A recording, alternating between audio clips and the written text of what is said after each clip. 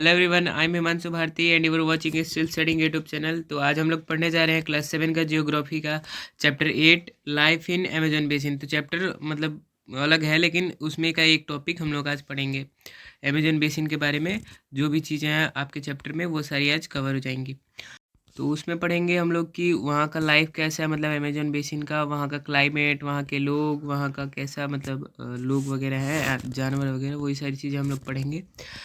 The Amazon River traverses through the equatorial zone near the equator. तो जो Amazon river है वो कहाँ से ट्रैवल करती है, तो इक्वेटोरियल जो जोन है इक्वेटर के पास, उस एरिया से होते हुए ये बहती है between latitudes 10 degree north and 10 degree south. तो जो लेटीट्यूड्स हैं ये 10 डिग्री नॉर्थ और 10 डिग्री साउथ, इन दोनों के बीच में ये बहती है।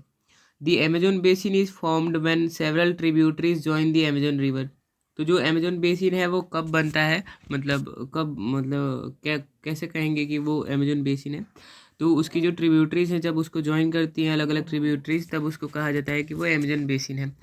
The river basin drains section of Brazil, Bolivia, Ecuador, Colombia and small area of Venezuela. तो ये जो रिवर है, मतलब रिवर बेसिन है, जो वो कुछ देश हैं जिनको छूते हुए, या फिर कह सकते हैं उनके पार्ट से, मतलब उनके कंट्री के पार्ट से होते हुए गुजरती है, जिनके नाम अभी मैंने लिए। Life in the Amazon basin, Amazon basin में लाइफ कैसा है उसके बारे में अब हम लोग पढ़ेंगे।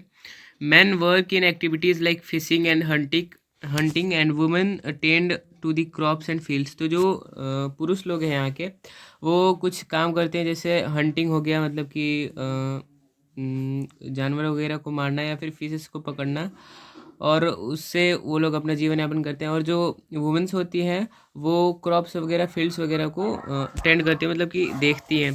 Due to the land's proximity to the Amazon river. तो जो लैंड का यहाँ पे जो अच्छा है, मतलब यहाँ का जो लैंड की फर्टिलिटी है अमेजन रिवर की वजह से है। It is very fertile making it ideal for agriculture. यहाँ का जो लैंड है वो बहुत ही ज़्यादा अच्छा है, फर्टाइल है, उपजाऊ है, जिससे कि एग्रीकल्चर भी अच्छे से होता है। The inhabitants who live in the Amazon basin, Amazon basin में जो लोग रहते हैं, often cultivate crops such as pineapple, यहाँ पे पाइनएप्पल्स उगाते हैं वो लोग, टैपोकिया उगाते हैं, स्वीट पोटैटो, कसावा, कसावा को मैनियोक भी कहा जाता है, कॉफ़ी, मेज, कोको, ये सारी चीज़ें वो लोग क्रॉप्स उगाते हैं। अब यहाँ का क्लाइमेट कैसा है। The Amazon basin runs parallel to the equator and hence it has a hot and humid environment. तो जो अमेजन बेसिन है वो इक्वेटर के पास लाई करता है, इसीलिए यहाँ पे थोड़ा सा हॉट और ह्यूमिड क्लाइमेट, सॉरी, इन्वायरमेंट रहता है। Day and night are almost identical in terms of heat and humidity. मतलब कि जो दिन और रात है वो लगभग लगभग सेम ही रहता है, गर्म वगैरह, ह्यूमिडिटी भी सेम ही रहता है। It rains almost every day, और लगभग रोज़ ही यहाँ पे बारिश होता है। The daytime temperatures are pretty high. तो जो दिन के टेम्परेचर्स होते हैं वो मतलब लगभग नहीं, मतलब वो थोड़े ज़्यादा होते हैं, accompanied by extremely high humidity, मतलब कि ह्यूमिडिटी भी बहुत ज़्यादा होता है। लेकिन रात के टाइम पे जो टेम्परेचर होता है वो कम हो जाता है, लेकिन ह्यूमिडिटी, जो मॉइस्चर है, वो वैसे का वैसा ही रहता है। अब आगे है रैन फॉरेस्ट के बारे में, मतलब कि वहाँ पे जो जंगल है उसके बारे में, अमेजन जो जंगल है उसके बारे में। Due to the heavy rainfall, मतलब ज़्यादा बारिश होने की वजह से इस एरिया में डेंस फॉरेस्ट फ्लोरेस्ट, मतलब कि यहाँ पे बहुत ही ज़्यादा घने जंगल हो गए हैं।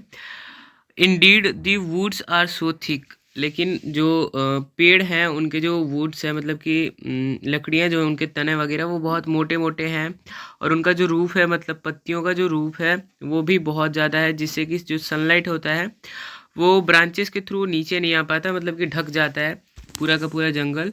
The earth continues to be black and moist and only shade tolerant plants thrive in this area. मतलब कि इस जगहों पे क्या होता है कि जो ज़मीन होती है, भूमि जो होता है, जो सतह होता है, वो मतलब काला पड़ जाता है, वो मॉइस्ट हो जाता है धूप ना पड़ने की वजह से।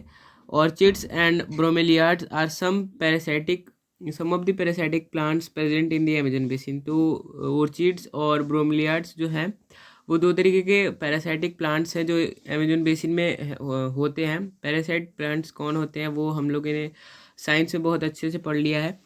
The rain forest is densely forested, तो जो रेन फॉरेस्ट है वो बहुत ही ज़्यादा घना है, with an abundance of plants and wild life. तो यहाँ पे अच्छे खासे मतलब प्लांट्स भी हैं, अलग अलग प्रजाति के प्लांट्स, मतलब यहाँ पे बहुत अलग अलग स्पीसीज पाए जाते हैं, जानवर हो गए या फिर जानवर हो गए या जो भी पेड़ पौधे हैं उनका अलग अलग प्रकार पाया जाता है, बहुत अलग अलग प्रजातियाँ पाई जाती हैं। Toucans, hummingbirds and birds of paradise are all founded, मतलब कि यहाँ पे बहुत तरीके के अलग अलग पक्षी भी पाए जाते हैं। अब यहाँ के लोग किस तरीके से रहते हैं वो पढ़ते हैं। People of rain forest, people of rain forest are primarily engaged in cultivating tapioca, pineapple and sweet potato. तो यहाँ के जो लोग हैं वो कुछ क्रॉप्स को उगाते हैं जिनका मैंने शुरू में भी नाम लिया था। अ सिग्निफिकेंट डाइट इज़ मैन्योक, यहाँ पे मतलब कि कॉमनली जो पाया जाता है वो मैन्योक है, और फिर नॉन एज कसावा, उसको कसावा भी कहा जाता है, ये भी मैंने पहले बताया था। और root vegetable similar to potato, मतलब कि ये जो कसावा है वो पोटैटो की तरह ही ज़मीन के अंदर उगता है। Additionally the inhabitants consume queen ends and egg sex, तो जो होते हैं यहाँ के लोग वो जो चींटियाँ होती है, रानी चींटियाँ, उनको भी खाते हैं या फिर उनके अंडे को भी खा जाते हैं। Cash crops such as coffee, maize and cocoa are also cultivated, तो यहाँ पे कुछ क्रॉप्स भी उगाए जाते हैं। क्रॉप्स का नाम मैंने पहले भी लिया था, अभी भी ले रहा हूँ। People live in bee hive shaped thatched dwellings, तो जो यहाँ पे लोग होते हैं वो जैसे झोपड़ियाँ होती हैं हमारे यहाँ पे, ठीक वैसे उस तरीके के घर बना के रहते हैं। Other massive apartment style structures known as maloca, और कुछ लोग जो होते हैं वो मतलब अपार्टमेंट बनाते हैं, मतलब जैसे अमीर लोगों का होता है एकदम बड़ा सा भव्य सा एकदम घर, वैसे कुछ लोग बनाते हैं, तो उसको मोलैको कहा जाता है उस तरीके के घर को। विथ स्टीपी स्लैंडिंग रूफ, मतलब कि जो उनका रूफ होता है वो थोड़ा सा पहाड़ की तरह होता है, ऐसे नुकीला टाइप का, जिससे कि जो बारिश का पानी हो वो साइड साइड में गिर जाए। अब देखिए कि यहाँ पे अलग सा टॉपिक सा दिया हुआ है, मतलब कि एक अलग सा डिस्क्रिप्शन सा दिया हुआ है, उसको पढ़ते हैं। Development activities are gradually destroying ecologically diverse rain forest, मतलब कि यहाँ पे जो धीरे धीरे डेवलपमेंट्स हो रहे हैं, एक्टिविटीज़ जो हो रही हैं, उनकी वजह से जो यहाँ के जो पेड़ वगैरह हैं, जो जंगल है, वो धीरे धीरे डिस्ट्रॉय हो रहा है। It is found that a significant portion of the Amazon rain forest has vanished, मतलब कि ये पाया गया है कि एक महत्वपूर्ण जो इसका पोर्शन है अमेजोन रेन फॉरेस्ट का वो गायब हो चुका है, मतलब कि पिछले कुछ सालों में उसको एक्टिविटीज़ के ज़रिए, मतलब कि डेवलपमेंट के कारण, जो डेवलपमेंट्स होते हैं उनमें पेड़ों को काट के वहाँ पे बिल्डिंग्स वगैरह बनाए जाते हैं, तो वैसे ही डेवलपमेंट्स के कारण एक पार्ट इसका गायब हो चुका है।